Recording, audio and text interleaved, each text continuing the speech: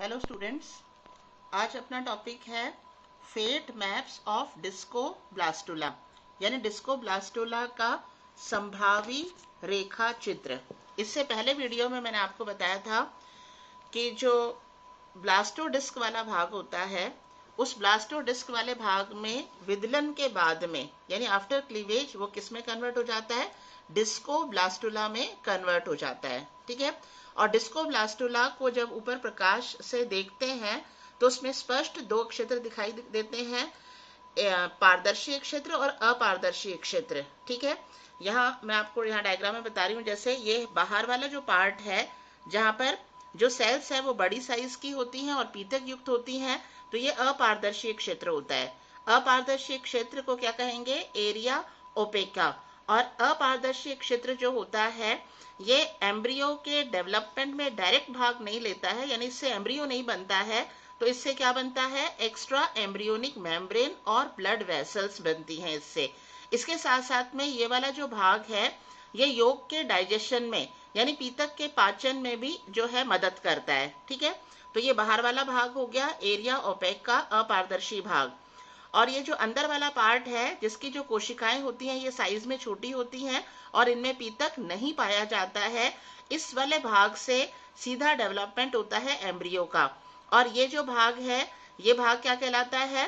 पारदर्शी भाग, area pellucida. तो एरिया पेल्यूसिडा वाला भाग से डायरेक्ट डेवलपमेंट होगा किसका? एम्ब्रियो का। ठीक है। जो इस आपको पहले बताया था, जैसे मैंने इसमें यहाँ देखो, इसमें ये जो है ये वाला जो भाग है, बाहर वाली जो लेयर है इसकी, ये लेयर क्या कहलाती है? सेंटर वाले पार्ट में ये कहलाती है इपीब्लास्ट। ठीक है। तो इपीब्लास्ट वाली जो सेल्स हैं ये कैसी सेल्स हैं? छोटी साइज की सेल्स हैं। और इनमें जो बड़ी साइज की सेल्स है जो यहाँ से अलग होकर के सब जर्मिनल कैविटी जो बनी थी, जो योग के और इपीब्लास्ट के बीच में कैविटी बनी थी, सब जर्मिनल कैविटी, तो ये इपीब्लास्ट से कुछ कोशिकाएं जो बड़ी साइज की हैं वो पृथक होकर के सब जर्मिनल कैविटी के ऊपर आ जाती हैं। तो ये यहाँ पर अरेंज हो जाती हैं और ये बन जाता है हाइपोब्लास्ट। तो इसका मतलब एरिया पेल्यूसिडा वाला जो भाग है, जो बीच का ट्रांसपेरेंट वाला भाग है, इस ट्रांसपेरेंट वाले भाग में दो लेयर्स हो गई। एक हो गई इपीब्लास्ट और दूसरी हो गई हाइपोब्लास्ट। अब यहाँ पर है कि हम क्या पढ़ रहे हैं? टॉपिक संभावी रेखा चित्र, यानी आगे जो एम्ब्रियो का डेवलपमेंट हो रहा है उसमें इपीब्लास्ट वाली जो कोशिकाएं हैं उनसे कौन सा क्षेत्र बनेगा एम्ब्रियो का, और हाइपोब्लास्ट से कौन से क्षेत्र का निर्माण होगा। अब इसमें प्रश्न ये भी आ सकता है कि कौन कौन सी ऐसी विधियां हैं जिनके द्वारा डिस्कोब्लास्ट का फेट मैप प्राप्त किया जा सकता है। तो उसमें हमें ये तीन लिखनी है विभिन्न तरीकों में से। एक तो है वाइटल स्टेनिंग यानी अभिरंजन विधि, दूसरा कार्बन पार्टिकल्स की सहायता से, और तीसरा रेडियो एक्टिव थायमिडिन की सहायता से।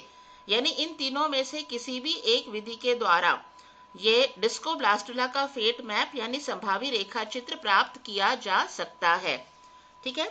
अब हम यहाँ पर आते हैं कि इपीब्लास्ट और हाइपोब्लास्ट जो है ये आगे चल करके एम्ब्रियो में कौन सा संभावी क्षेत्र बना रहे हैं। हाइपोब्लास्ट जो है इससे तो एंडोडर्म वाली लेयर बनती है और इपीब्लास्ट जो है इससे एक्टोडर्म और मीजोडर्म की लेयर बनेगी। ठीक है। अब हम यहाँ पर लेते हैं कि ये जो इपीब्लास्ट का 2/3 पार्ट है, ये जो ब्लू कलर का शो किया है, ये इपीब्लास्ट का 2/3 भाग है। तो इपीब्लास्ट के 2/3 भाग से बनता है एपिडर्मल एक्टोडर्म वाला भाग, और इसके जस्ट नीचे ये अर्धचंद्राकार जो भाग दिखाया हुआ है एपिब्लास्ट का, इससे बनता है संभावी न्यूरल एक्टोडर्म। ठीक है। यानी संभावी तंत्रिकीय क्षेत्र का निर्माण होता है इस अर्धचंद्राकार वाले भाग से। तो ये जो एक्टोडर्म वाला भाग है ये हो गया यहाँ पर। उसके बाद में इसके नीचे का जो भाग है यानी तंत्रिकीय क्षेत्र के ठीक पीछे का भाग, ये तंत्रिकीय क्षेत्र हो गया, इसके ठीक पीछे का जो भाग है ये भाग संभावी मेरुदंड बना रहा है यानी नोटोकॉर्डल मीजोडर्म। ये दो हो गए एक्टोडर्म वाले भाग। जैसे मैंने बताया था इपीब्लास्ट से एक्टोडर्म और मीजोडर्म दो बनती हैं। तो एक्टोडर्म से तो क्या बन गया? ये इपिडर्मिस वाला भाग और न्यूरल वाला भाग। ठीक है। और इसके नीचे से अब शुरू हो जाएगा मीजोडर्म वाली लेयर। तो यहाँ इसके न्यूरल एक्टोडर्म के नीचे का जो भाग है, ठीक नीचे का जो भाग है, इस वाले भाग से संभावी मेरुदंड बनता है, तो ये हो गया नोटोकॉर्डल मीजोडर्म। और नोटोकॉर्ड के पीछे वाला जो भाग है, इस भाग से संभावी बनता है प्रीकॉर्डियल मीजोडर्म। ये हो गया प्रीकॉर्डियल मीजोडर्म। और प्रीकॉर्डियल मीजोडर्म के दोनों साइड में, यहाँ पर लिखा हुआ है ना, दोनों साइड में क्या है, सोमैटिक मीजोडर्म।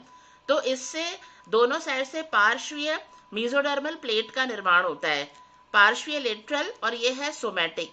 तो यहाँ इसके दोनों साइड से सोमैटिक मीजोडर्म और ये नीचे वाले भाग से लेटरल मीजोडर्म का निर्माण होता है। ठीक है, तो ये बहुत ही सिंपल और छोटा सा टॉपिक है, लेकिन इसमें दो क्वेश्चन मेन बनते हैं।